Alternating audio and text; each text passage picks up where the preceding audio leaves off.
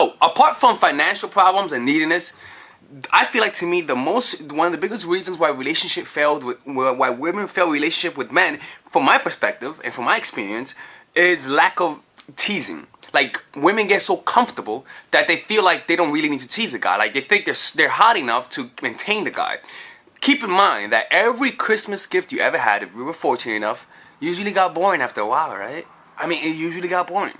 Just like people. It doesn't matter how beautiful you are. The beauty that the guy falls in love with is more of an illusion, a mirage, that fades away as soon as you get to know the person.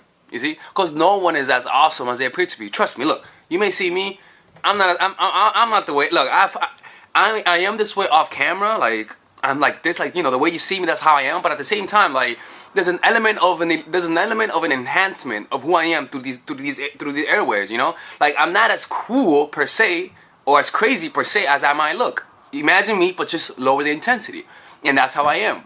But usually speaking, we think the person is what we see. You see, and that's not the truth. So why is it important? Teasing, for example, there's a study that was done, right? That I don't know the exact parameters of the study, but essentially they set people who were on a diet and people who were not on a diet, right? And so they put 12 cookies in front of them, right? Around 12 cookies. And they noticed that the ones that were eating a diet, right? The ones that ate, they told the people in the diet, only eat 3, right? Only eat 3. Let's just say, because I forgot the exact amount. They said only eat 3. Let's just assume that it was 3, because I'm not going to look into a study right now. It's going to take a long time. Let's say it was 3, like only eat 3. The people who were on a diet, the ones who ate more than 3, ended up eating more, as opposed to the people who were not on a diet. Why? Because of this. Actually, they ate 50% more. 50% more. The ones who were on a diet ate 50% more cookies than the ones who were not on a diet. Why is this? Simple. It's because it's because of the suppressed desire. Once your brain gets a tiny bit of what it wants, you see, it'll want it more, but it'll want it more if it was restricted initially. You see? So when you restrict something, the brain will focus on that target, kind of like a self-guided missile, right? It'll focus on that, and as soon as it gets a little bit of that reward, it'll overindulge. You see, and it'll overreact in the way that it behaves towards that stimulus that it really wants. So it's very similar to taboos. People who have sexual desires for things that are not culturally wanted, when they're able to release a little bit of that tension that was really suppressed, what comes out, it comes out even more, like because it was so suppressed, it comes out crazy, like poof, you see. So the same with teasing is that when you tease someone, right, you're literally creating like a bubble of sexual intensity, all right? And it doesn't even have to be sexual; it could be emotional. But the whole point is that by teasing, you're creating kind of like a restriction, and that restriction makes a person want you more, all right? Because now, as soon as he gets a little taste of what you're teasing him about, he'll chase even harder, all right? So you tease him, you give him a taste, and you back off. Now he's gonna chase harder. Tease him again, you give him another taste, then he's gonna chase even harder. You see? So you're increasing his desire for you through the teasing. So how can we use this for making your guy like you more? How could you use it? Because I'm not using that shit, man. Get the fuck out of here, right? There are certain ways you can do it. Like, you can do the physical tease, right? I'm gonna show you 3 ways. One, the physical tease. Playing a game, for example, like, I used to do this a lot, right? With the one girl that I used to talk to, it was like 2 years ago. We used to go to the bar, and we used to just hang around in a bar and flirt with other people. And we used to try to pick up other people per se. Try to get as many numbers as we could. And most of the time she would beat me. But nevertheless, though, at the end of the night, we would act as though we were meeting for the first time, right? And it'll feel like we were picking each other up. Another way you could do this is go like 2 or 3 days without touching each other. Tease them, right? Tease them on the things that he fucking likes, right? But make sure to be the one who enforces those rules. Say no touching for 3 days. You see, if you do this periodically, once in a while, right? There's no fucking way that if the relationship there's no history of cheating and whatnot, by teasing him like this, he's gonna actually fucking want you more. his brain is gonna make an exaggerated image of who you are, and it's gonna drive him to fucking you. You see, or getting close to you.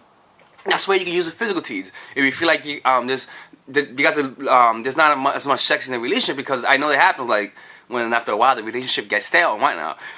Mentally is when the brain is used to a stimulus, right? The brain will create its own stimulus to satisfy itself, like phantom limbs. You ever heard of that? Or sensory deprivation. So by intentionally giving him some space right after physically teasing him, it makes him want you more. You see? So like I said earlier, you tease him and then give him space. Tease him and then give him space. Give him space so that his imagination could do the work for you. So you're not doing anything, all right? You're just dangling what he wants. You know, you're just dangling it, and taking it away, right? But you're doing it with a smile. You're doing it with an air of we're having fun, right? Because you don't want to do this with an air of yeah, motherfucker, I'm teasing you because I want you to do this. Like using it as a hostage situation. Don't ever put a man's dick in a hostage situation. Guys don't like that. So the brain will exaggerate who you are, and it'll make him want you more. It'll make him fantasize about you. But you have to do this periodically, and it has to be done during a phase of the relationship that you guys sort of trust each other. Right? Yes, you guys have to trust each other, right? This also works. This is why long distance relationships have more intensity because of that. The other one is emotionally. The way to tease a guy emotionally is to instill a little bit of fear, all right? A little bit of fear that you may be losing interest or that you may leave. Now, it cannot be obvious. It cannot be just, I'm leaving. No, subtly, all right? Make him afraid that you might withdraw. Make it subtle because fear is subtle. It's something that he slowly realizes, right? But this will make him work more for you. As soon as you see him work for you, I'm reading off of the notes, reward him with some physical attention. All right. Continue this process because a man is a man likes a challenge. On top of that, fear is also the same emotion as excitement. Fear is the emotion of excitement. It all depends how you perceive it. So this is how you keep the relationship kind of like keep the spark going, right? Now, a little bit of warning. I'm not a relationship kind of guy. I'm not, right? But I use these tactics to keep my casual relationships afloat, and they work. Okay, and considering most casual relationship lasts a few weeks, that's actually pretty goddamn good. If a guy is able to keep multiple relationships going for months in an open way, right? And so if that works for that kind of relationship, I believe that this will work for long-term relationships and for marriages. I'm not gonna tell you to do it, right? Because I'm just a regular guy, dating coach for guys. I'm not a dating coach for women. But try this if you guys want to, because I've seen good results from men using this.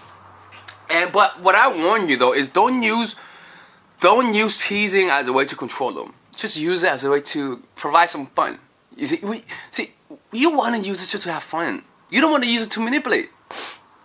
You see, the way that I see this is the thing is that I don't mind you manipulating a guy, you know, physically, you know, just to actually give him pleasure, like you teasing him because you want the sex to be better.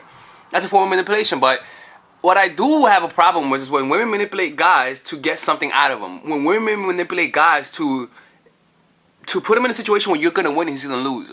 Like tease it, withdraw him from sex so that he could do you a favor. Like that's I'm not down with that. You see, like with men, there's some things that I don't teach them because as crazy as I may look, I have some morals. I have some morals, like there's some restrictions that I have. I don't lie to girls. I don't lie to girls. Like I try not to lie to girls. I lie, but like little white lies, like I don't know, like saying that you're busy when you're not busy, like shit like that, like like little lies. But like in terms of my character, that's something that I teach. And I can promise you that if a guy actually lies about things by himself, you may get some results, a little bit more results. But it's not worth it because it does affect your self-esteem. It does make you more insecure in the long run. I'm thinking more long term than short term, right? But this is how you're able to emotionally tease a guy. And it's fun. I like it a lot, right? All right, ladies and gentlemen, if you guys ever want to learn how to use your feminine energy to influence people, learn how to use your masculine energy to become more assertive, and also learn how to blend both energies to improve your dating life, your spiritual life, honestly, your relationship life, your family life, your career life, this is the course for you. If I had to make a course for my nieces, I have two nieces, one is 8, 19, and one is 14, 15. 16. Holy shit. Oh my God, he's a bad fucking uncle. He's a bad uncle. Get him. Shut up, Melissa. You should get this course, right? And this is the course that I will make for them. So, for example, watch the curriculum, right? In the first week, we're going to be showing you how to establish a strong masculine foundation without letting it hurt your feminine energy. This masculine foundation is a source of who you are, right? It's your bodyguard. Without this, whatever feminine energy you create will be destroyed by the outside, because your masculine is your shield. So we'll talk about goal setting. We'll talk about how to develop a serious attitude. We're gonna be talking about how to use more logic, how to use more goal-oriented behavior. It's more how to be a man, Now the next one is how to embrace the feminine energy, right? This one would teach you about how to minimize excessive masculine traits, developing self-awareness, healing abundant feminine energy, regulating your emotion, mastering voice qualities and facial expressions, surrendering control, and allowing pain to be felt. This is honestly, this will supercharge, like Kaioken, your masculine energy. After that, we have femininity in the workplace, and how to be feminine in the workplace without letting people take advantage of you, and the nuances of how women in power should behave versus women who are subordinates in the workplace, and even the dress code. This is based on psychology, people. It's kind of insane. I'm actually excited about this one. The next week, we talk about navigating the labyrinth of male and female friendship, and this a lot of women find confusing, so we talk about that. And how to identify envious friends, how to identify the good friends, how to keep male friends, and how to keep female friends. Week 5, we talk about how to release the burden of the past and stop and destroy mental projections. This is actually really powerful. And then week 6, we talk about how to increase your observational power so that you can read people better. And we have a bunch of bonuses. The course starts at $99, and you guys can pre-order the course today at $69 before it goes out. If you're watching this, most likely I'm in the meditation retreat, so I will be praying for all of you guys. And just click on the description down below of the video. Right there, you'll see it, and you could pre-order that course. It's gonna be out by the end of next month or the beginning of February of March. One of the two, people, because I have a 10-day retreat to do, and I want to finish the course after the retreat, because I think the ideas are gonna be so much better. All right, man. I'll see you guys later. Pre-order, man. I'm closing the channel.